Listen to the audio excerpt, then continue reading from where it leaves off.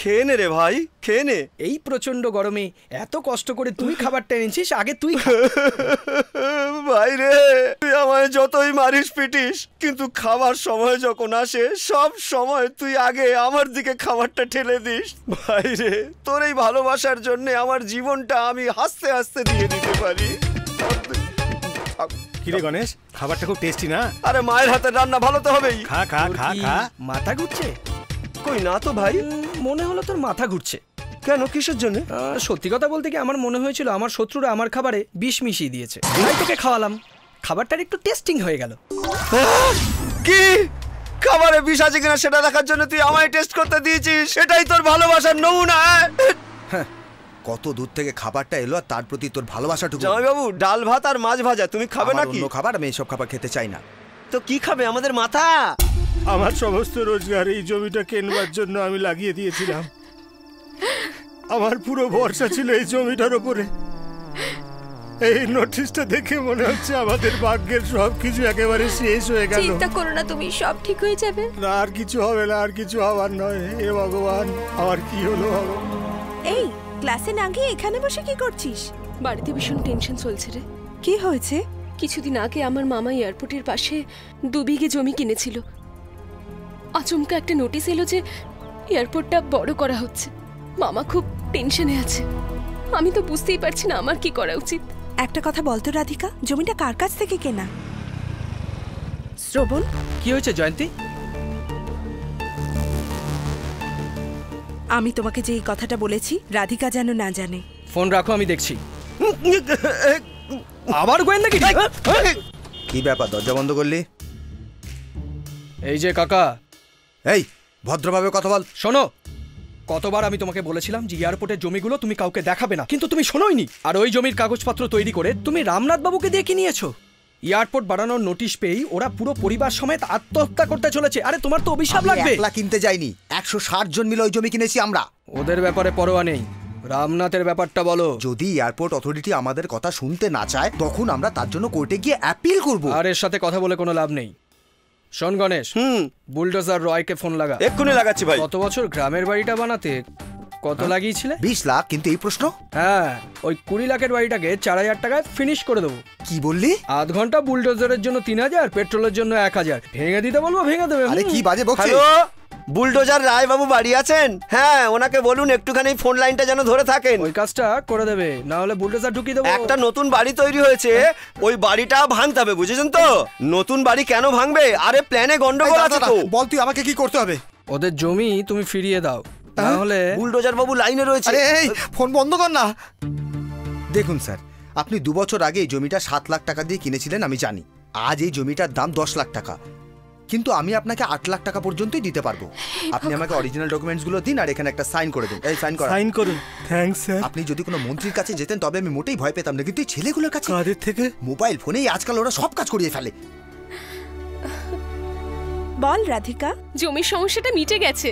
ওনার নিজে এসেই সেটেল করে দিয়ে গেছেন। কেউ একজন রেকমেন্ড করে দিয়েছিল। আমি বুঝতেই পারছি না আমি কি করব। একটা কাজ কর, সোজা মন্দিরে যা, পুজো দে, মালা দে, তবেই তোর মনটা শান্তি পাবে। ঠিক আছে। আপনি ঠিকই বলেছেন, এমএলএ সাহেব অন্যায় করছে। এই নদী থেকে বালি তোলার কন্ট্রাক্টটা নিজের বেনামি কোম্পানির নামেই করে রেখেছে। প্রতিদিন 250 গাড়ির পারমিট নিয়ে 400 থেকে 500টা গাড়ি বের করে নিচ্ছে। সমস্ত বালি দামোদর থেকে হলদিয়ায় শুধু চলে যাচ্ছে ট্রাক ভর্তি করে। আমরা সমস্ত চেকপোস্টের রিপোর্টও নিয়ে এসেছি, অফিসারকেও নিয়ে এসেছি সঙ্গে। ডাকো। আপনি মালিককে বলুন। নমস্কার। এসব কি শুনছি আমি? রাজ্যের নেতাদের সামনে আমরা কি বা করতে পারি বলুন? এক সরকারি অফিসারও একই বলছেন আপনি? আমাদের জেলায় নদীর জল একেবারেই আসে না, যে কারণে চাষিদের প্রচন্ড রকমের অসুবিধা হচ্ছে। এবার পড়ে রইল শুধু নদীর বালিটা, আর এরা সব বালি তুলে নিয়ে গেলে জল আসবে কোথা থেকে? নদী থেকে বালি তুলে নিয়ে যাওয়া মায়ের গর্ভকে নষ্ট করার সমান হয়ে যায়। কোথায় রাজকিশোর? বিরজু, এখন যদি তুমি ওকে জিজ্ঞাসা করো তাহলে ও কোনো উত্তরই দেবে না। সব কাজ ওর বেনামি কোম্পানির নামে চলছে। যদি একটু ধৈর্য ধরো ফল পাবে। ঠিক আছে। দাদা, আপনার জন্য একটা মেসেজ এসেছে। কি মেসেজ? পি ফর পকেট মারি, for enemy, T for thief, R for rowdy, এসব লিখে পাঠিয়েছে। কে পাঠিয়েছে? সেকেন্ড ইয়ারের অশোক। কোথায় রাস্কেল অশোক? কোথায় কোথায় সেই অশোক? এই কোথায় অশোক? বল কোথায় অশোক? আমি জানি না। এই সব এদিকে আয়, তাড়াতাড়ি আয়, এদিকে আয়। কলেজে সবাই এখানে এসে দাঁড়াও। এই মেসেজটা কোথা থেকে পেয়েছিস রে? আমি কিচ্ছু জানি না দাদা। জানিস না না? হ্যাট, এই কে জানিস? সবাইকে মার খেতে হবে বলছি কি? করেছিলাম। এই সবার মোবাইল চেক কর তো, কে পাঠিয়েছে দেখ। কাল ক্যান্টিনে কে রে অশোক? মঞ্জুকে পাঠিয়েছিলাম আমি। দেখ তো কে? ও তাড়াতাড়ি কাকে কাকে পাঠিয়েছে আমি কিচ্ছু জানি না। খারাপ করে দেবো। কি করলি তুই? কারোর মোবাইলে যদি মেসেজটা দেখতে পাই তবে তাকে মেরে হাড় করে ভেঙে দেবো একদম। বলো জয়ন্তী। এই এটা কার নম্বর রে? এই কোথায় যাচ্ছিস? নম্বরে পাঠাও। আমি রাধিকাকে ফরওয়ার্ড করে দিচ্ছি। ওটাকে ডিলিট করো না। কি রে এই নম্বরটা কি তোর? হাট! এই কার মোবাইল বাজলো রে?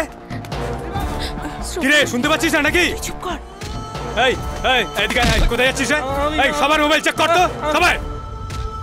এই ওর মোবাইল চেক কর। মঞ্জু পাঠিয়েছে দাদা। এই তোকে কে মেসেজ পাঠিয়েছে হ্যাঁ বল? রাধিকা। ওই তুই মেসেজ পাঠিয়েছিস হ্যাঁ? আমি ফরওয়ার্ড করিনি। আমি জানি না। এই 9824222682 এটা কার নম্বর? আমি জানি না। এটা কার নম্বর রে? বস, এটা আমার নাম্বার বস। ওই মেসেজটা আমিই বানিয়েছিলাম। এই সবাই যাও যাও যাও। কি হলো? যাও যাও চল। যাও যাও সব যাও ক্লাসে যাও যাও লোকে যাও যাও। চল। কি করছো তুমি? তুমি চুপ করো না।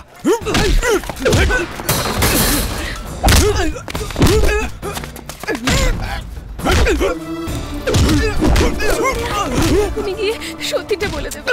এই তুই এখন গিয়ে সত্যি বললে আরো সমস্যা বেড়ে যাবে। চলে আয়।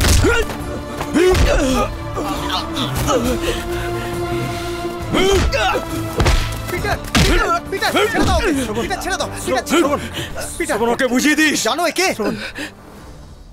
কিছু বলো না, ভুল হয়ে গেছে। ভুল হয়ে গেছে হবে না এরকম বলছি তো।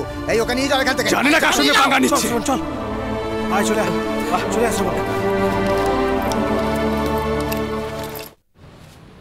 কিরে ভাই, ও তোকে মারলো আর তুই ওকে ছেড়ে দিবি? আর জামাইবাবু তুমিও দাঁড়িয়ে দাঁড়িয়ে দেখলে? এই শহরে কাজ করার চাইতে তো ভালো গ্রামে গিয়ে গরুর গোবর পরিষ্কার করি, তাতে কিছু পুণ্য পাওয়া যাবে। এই চুপ কর। এই তুই আমাকে কেন বলছিস? ও আজে বাজে মেসেজ কেন পাঠিয়েছে? আরে ও তো মেসেজ পাঠাবেই, কিন্তু তোমার তো ওকে বাঁচানো উচিত ছিল। তুমি তো ওর থেকে বয়সে বড় নাকি? আর তুই হারামি শালা শয়তান। আরে থাম না। দাঁড়িয়ে দাঁড়িয়ে মজা দেখছিলিস না? এবার তো চুপ কর। কি চুপ করবো? চুপ চুপ। তোর মনে যা আসবে তুই তাই করবি, তাহলে আমার মনে যা আসবে আমিও তাই করব। আমি এক্ষুনি ফোন করে মালিককে সব মোবাইল কেড়ে নিলে কি হবে? পিসিও নেই, আমি পিসিওতে যাব, সেখান থেকে গ্রামে ফোন করবো আমি। আমি শান্ত হয়ে বসে আছি তার কারণ ওই মেয়েটার যাতে কোনো ক্ষতি না হয়। তুই চেঁচিয়ে যাচ্ছিস, মেরে ফেলবো। মারতে চাস তো মার আমাকে, তবে একটা কথা স্পষ্ট বলে রাখি, এই শহর ছেড়ে যাওয়ার আগে ওদের যদি তোর সামনে নাক্ষত না খাওয়াতে পেরেছি তো আমার নাম গণেশ নয়। এসব কি দেখাচ্ছেন স্যার? ওই প্রফেসর সোজা কমিশনারের কাছে কমপ্লেন করে দিয়েছে। ওর মজা দেখাচ্ছি এবার। আমি বলছি তুই অ্যারেস্ট হয়ে যা। এক সপ্তাহ পরে ফাইলটা এই টেবিল থেকে ওই টেবিলে চলে যাবে আর তুই জামিন পেয়ে যাবি। আর তা না হলে কমিশনার তোর পিছনে পড়ে যাবে। ঠিক আছে, আমাকে অ্যারেস্ট করে নিন। খুব খারাপ লাগছে রে, সেই থেকে আমি ঘুমোতে পর্যন্ত পাচ্ছি না। আমার ভুলের শাস্তি ও ভোগ করছে ভেবেই কষ্ট হচ্ছে। জানিস তো ওকে আমি সরি মেসেজ 4 বার পাঠিয়েছি, কোনো রিপ্লাই নেই। আমার মনে হয় যে ওর কাছে আমার ভুল স্বীকার করা উচিত। আচ্ছা, যখন সরি বলতে যাবি তখন থ্যাঙ্কসও বলিস। থ্যাঙ্কস? ওই যে জমির মালিক টাকা ফেরত দিল, সে ব্যাপারে রেকমেন্ড করার লোকটা সে আর কেউ নয়, শ্রবণ। ওর মালিকের সঙ্গে কথা বলে তোদের পয়সা ফেরত দেবার ব্যবস্থা করেছিল।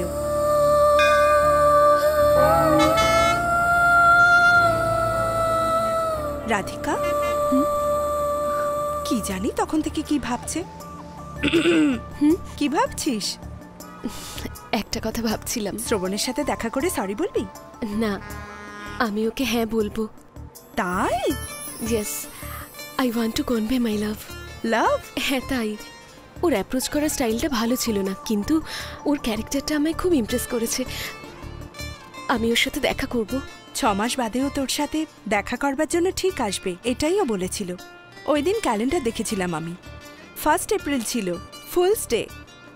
আমার মনে হয়েছিল শ্রবণ ঠকে না যায়, কিন্তু তুই সিদ্ধান্তটা পাল্টে খুব ভালো করেছিস। এই শ্রবণ, পিটার আজকে জেল থেকে আসছে, তুই আর থাকিস না, বাড়ি চলে যা। কাপুরুষ কোথাকার। ও আমার কাছে আসবে না, ওই প্রফেসরের কাছে যাবে। ফালতু পুলিশে কমপ্লেন করলো। কমসে কম একজন তো পুরুষ আছে। শোন, গিয়ে দেখ তো কলেজে কি ঠিক আছে। এই তুই সত্যি রেগে আছিস নাকি লুঙ্গিতে বাজে কিছু করেছিস বলে নড়তে চড়তে পারছিস না?